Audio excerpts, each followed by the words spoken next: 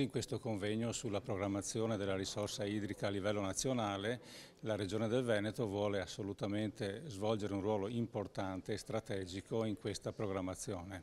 a partire dal coordinamento degli interventi dei consorzi, oltre al fatto di convogliare risorse provenienti sia dai programmi europei sia da quelli nazionali e sia risorse proprie,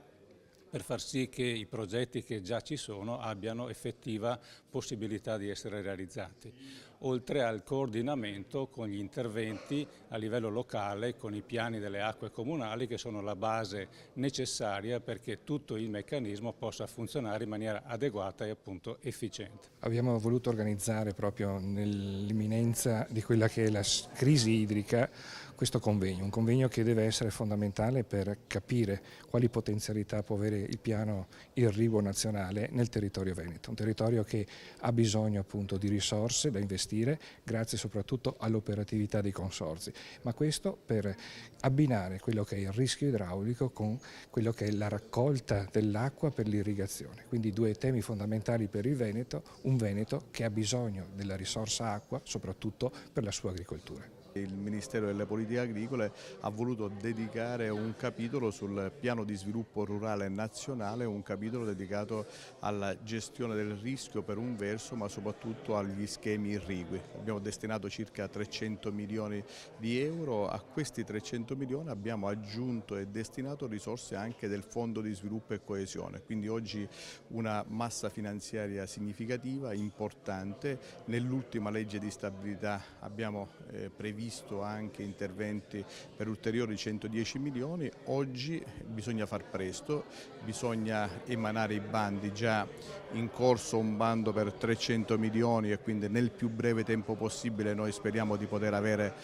i progetti e quindi poterli finanziare, ma noi oggi il tema vero è sviluppare, accelerare sulle procedure in maniera da poter verificare e soprattutto realizzare e attuare questi interventi. Quindi un capitolo molto importante in linea con la programmazione comunitaria, in linea con le risorse del piano di sviluppo rurale e soprattutto interventi che servono in un territorio così significativo ed importante qual è quello del Veneto, dove devo dire che l'attività e l'opera dei consorzi è un'opera assolutamente meritoria. Noi vogliamo che oggi si entri nella fase della velocizzazione, della sburocratizzazione, dell'accelerazione e le risorse che il governo ha destinato possano afferire e affluire direttamente e immediatamente ai consorzi che dovranno non solo fare i progetti ma poi realizzare le opere. Noi a livello di Ministero dell'Agricoltura, in accordo con le regioni, rivendichiamo il merito di aver pensato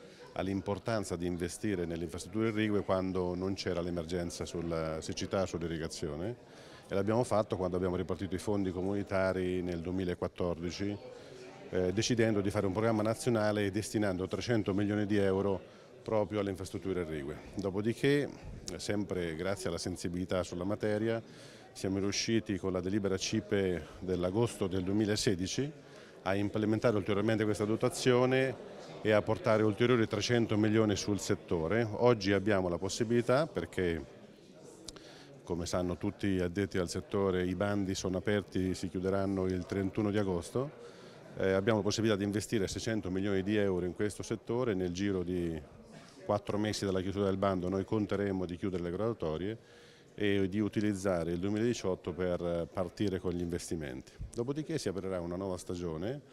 perché ormai tutti quanti parlano di gestione del rischio e delle emergenze, i cambiamenti climatici, e quindi è ora che anche, non solo a livello nazionale ma anche a livello europeo, non solo l'agricoltura ma anche gli altri settori produttivi, a cominciare dallo sviluppo economico, trasporti eccetera,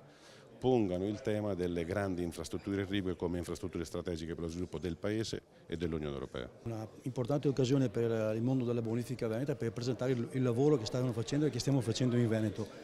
per dare una risposta alla siccità e all'emergenza idrica che c'è, ma anche in previsione di altre problematiche, vedi minimo deflusso ecologico che ci sta venendo avanti.